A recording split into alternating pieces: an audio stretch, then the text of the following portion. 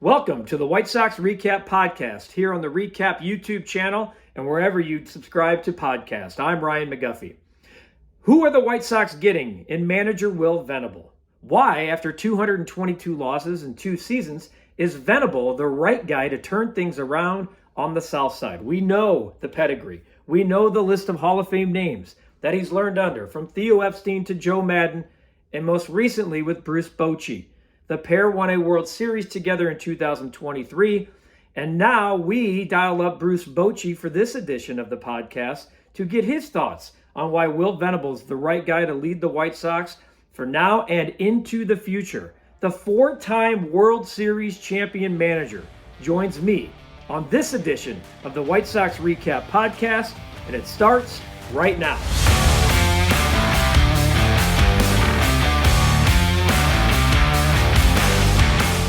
We welcome in Bruce Bochy to the White Sox REKAP Podcast.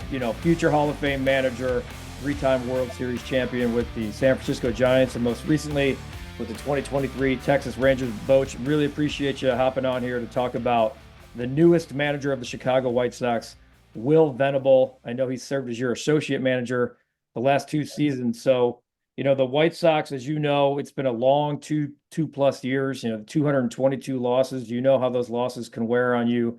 What are the White Sox getting with Will Venable, and why is he the right guy to turn this around? Yeah, first of all, I'm going to miss him. He did so much for me in my 2 years here. He was just a pleasure to work with. But you're going to get a strong leader. You're going to get a guy that is going to do, I think, a terrific job and getting things changed or turned around. He's going to help build a culture there that is about winning. And the thing I love about Will, he's got a calmness to him. You'll see that. But yeah, he's going to be demanding that you play the game right. If not, you'll hear from him. But he's got the acumen to handle both sides of the game as far as looking at the game and how the game can change during that game. But also the analytics, he's got a good feel for that. So he's got a good feel for both. He's got a balance, and he was very helpful for me, even during the game. I called him my safety valve. If I had a question, or I'd say, "Hey, Will, am I leaving something out?" And he was on top of everything. He's ready. He's wore a lot of different hats, as you know, coaching the bases and working for different managers. But I think it's his time, and I think he's going to do a terrific job for you. Yeah, you look around. You look at the back of his baseball card, so to speak, and take the career out of it, and let's just talk about the guys, the mentors such as you that he had leading into this position. Theo Epstein hires him as soon as his career's over to be in the front office. He's under Joe Maddon here in Chicago. He goes to Boston under Alex Cora. Then he's with you. What does that mean to have those type of leaders as you get prepared to kind of sit in that seat for the first time? Yeah, I think it's a valuable experience for a young manager that, that's what he wants to do. That's what he aspires to do. And so he's going to get some different ideas, some different thoughts. We're all, different how we do things, whether it's Joey or Joe or myself. And he's going to take something from everybody. What he likes, maybe what he doesn't like, because he's going to be his guy. But still, there's nothing like getting reps in anything you do, whether you're taking swings or throwing a bullpen, coaching or managing. And that's seeing the game, every day and maybe through different eyes, which he's had that opportunity. So, and I could just see, him grow with me in the last 2 years. I could see a difference after, we won our championship, and he was right on with my thinking the next year. He knew what was probably going through my head. And so he covered me. And I can't thank him enough for that. So he'll take all these things, and it's going to make him even a better manager. And the fact that, he learned from everybody, and not just the guys as he was coaching. He's going to take, when he played for different managers, and he had a nice career in major leagues, and, he did some good things. He could run the bases. He played outfield, a good hitter. And so, he's got a good feel from the player side and from the coaching side. Obviously, his dad was in the game, and you you were kind of leaving San Diego when he was on his way into San Diego, but you've spent so much time in the game. When do you look at a player, and I don't even know if you do or if you can, but when do you see a player in the big leagues and you're like, you know what, that guy I could see sitting in my chair one day. Do you ever see that? Well, you know what? I'll be honest. I'm not on the other team so much, but sure, there's a occasional guy that stands out. You just watch how he plays the game. You go, I could see him, but it was more guys with me. I could tell, Brad Osmus, for example, Mark Kotze, Phil Nevin, they were students of the game. They ask questions. Why did I do this? And so, but with Will, I never had a chance to have him play for me, but he's very professional. I knew that. I heard nothing but great things about him with his reputation. And one thing, when I retired, I'll never forget when he was running out to first base. He's coaching for the Cubs. He came over to the dugout and shook my hand and said, "Congrats on a great career." And because we had our battles. He used to get on me and goes, "Yeah, I knew when I was coming up late in the game, you're bringing in Javi Lopez." And but anyway, we had some good battles against each other. The generations of players that you've coached, obviously, in 2024, there's so much, at least from a social media and phone and video and analytics, and everything's always on at all time. How do you believe a former player can resonate differently in today's game than maybe 10 years ago or 20 years ago? Or, I mean, look, you were a former player. We've seen former players manage forever and always in baseball, but I guess a different version of that question would be why does being a former player matter for this generation of baseball? And can it matter a little differently for a White Sox team that's kind of searching for an identity? Yeah, I think it definitely can because, as a former player, you've been through the ups and downs. You have a lot of experience to draw on. With your personal experiences, whether it's a team collectively or you individually, but also in the fact that in today's game, with analytics involved so much, players now they're as in tune with it as the coaches because they want to know. They enjoy looking at what the spin rate or their swing and everything. So they actually have a feel for that. But I think in today's time, it's the mental side that's probably even more important than what it used to be because the social media you're talking about, how you scrutinize and the information that you get. And, the game was a little bit simpler when I came up, whether as a player or even as a manager. I mean, we had analytics, but not to the degree it was. And I did a chart and all that. And so, these players are, they just have a great awareness of what these players go through. And so, he's not that old and he's in terrific shape. And so he's going to be so relatable to these guys in a lot of different aspects of the game. This is no disrespect to maybe some of the staffs that have been in Chicago over the last, 5 to 10 years, but you've talked already a few times on this podcast about how much you're going to miss Will and how close he sat next. I mean, he was literally your right-hand man. How important is a staff for a first-time manager? I know it's important to you, but for a first-time manager to get the staff right.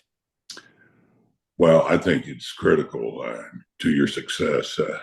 I really do. Those guys, they're the ones out there. They're the grunts that are doing a lot of the work because you have a lot of demands on your time as a manager, and Will's going to see that. So there's times when he'll be dealing with the media or front office, maybe even ownership, things like that. So you got to have a trust there, but you also have to have guys that are qualified to get done what you want to get done, and he'll be good at that. He'll be good at delegating and keeping everybody involved. We talked about that, and so I just I just really believe that's what's the key to getting you off to a good start. Because I go back, my first year, I had a guy, Davey Lopes, at first base, and yeah, I didn't know Davey. We got him from Baltimore, and so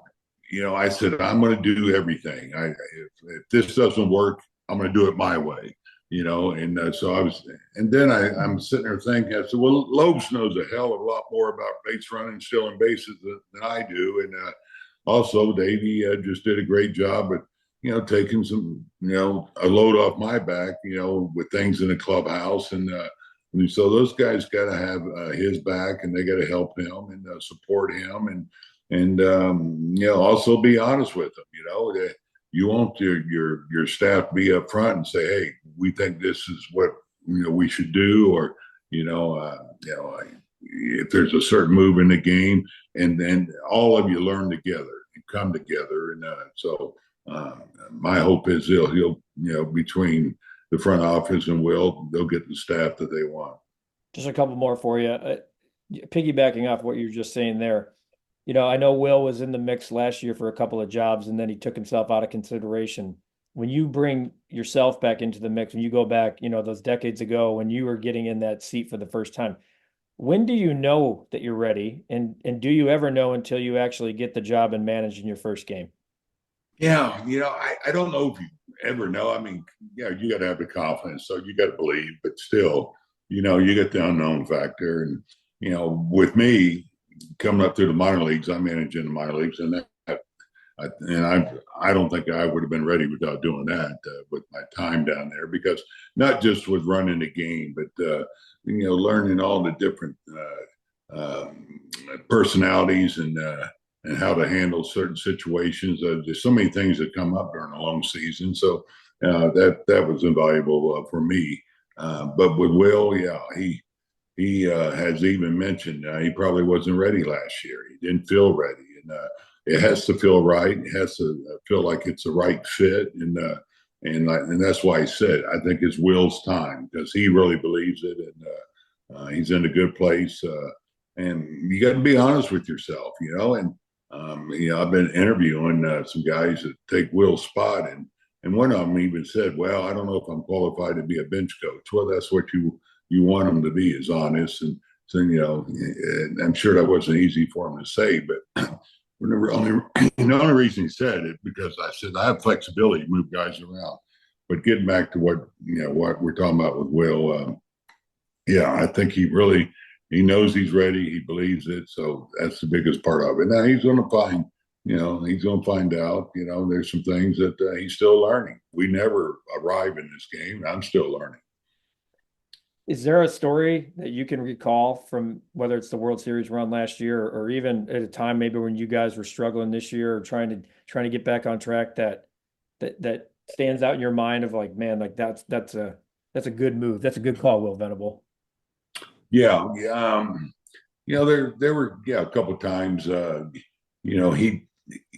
he had a good feel how I wanted to do things. And occasionally, you do forget. And I would say, Will, am I leaving something out here? And he would point out, well, you can run Jankowski here because, you still got coverage on the bench, and, you have them hitting in the spot that you want, things like that. But I mentioned this today talking to somebody. What I really liked about Will too is he was very helpful in keeping things straight, in the clubhouse and the dugout. And we had a little incident in the dugout this year, and the guy was a little frustrated and had some snaps going, and we were losing. It just the optics were not good, and he took care of it, because I said, okay, after the game I'll have to get him, but Will went down, got him, I took him underneath, and he handled it, and that's what I love about him.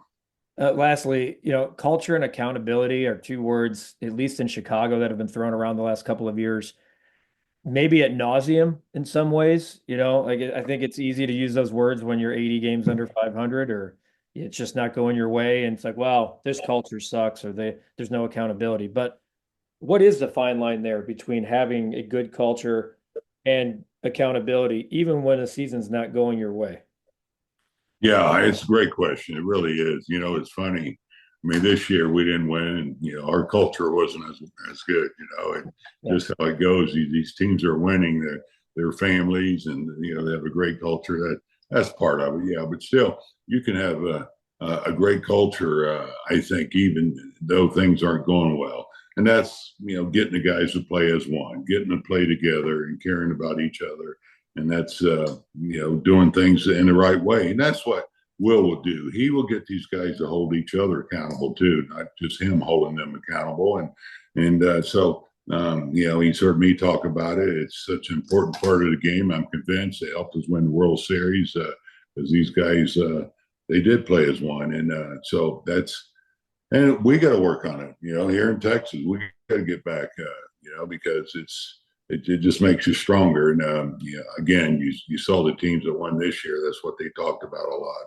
And when you lose as many games as you did in Chicago, hey, that stinks. I've been on losing teams. It's not a lot of fun. And but I'll say this. I didn't hear a lot of grumbling and stuff. So as bad as it was, as far as the record, it sounds like you got a lot of good character guys there. Yeah, well, Boch, I'll tell you something. A couple of years ago, when there was rumblings that you wanted to come back and the White Sox had a vacancy, there was a hell of a lot of people that were saying, back up the Brinks truck and get Boch to Chicago. But it didn't happen. You landed in the perfect spot because you win a World Series right out of the gate. And, it couldn't happen to a better guy. You've been a great ambassador and person for the game. You've been good with me and you've been good with all of us. And wish you nothing but the best. Hope you get this thing turned around, health and success. You're feeling good. You still want to keep this going? Yeah, I feel great. I got to keep it going so I get to winter meetings. Yeah. The winter meetings with Boch. If you can close down a bar with Boch at the winter meetings, it's even if you don't land the Garrett Cole or the big prize batch, that to me is just as good as any free agent signing sometimes. Boch, appreciate you joining me, man, and all you the got it. Have a great night. Thanks for having me on. We'll see you. Really good perspective from a four-time World Series and future Hall of Fame manager, Bruce Bochy. I thank Boch for joining me here on this edition of the White Sox Recap Podcast, here on the Recap Network on YouTube and wherever you download and subscribe to podcasts. BA will be with me, Brian Anderson, on the next edition of the White Sox Recap Podcast. Until then, thanks for watching, thanks for listening, and look forward to hearing you and seeing you on the next episode.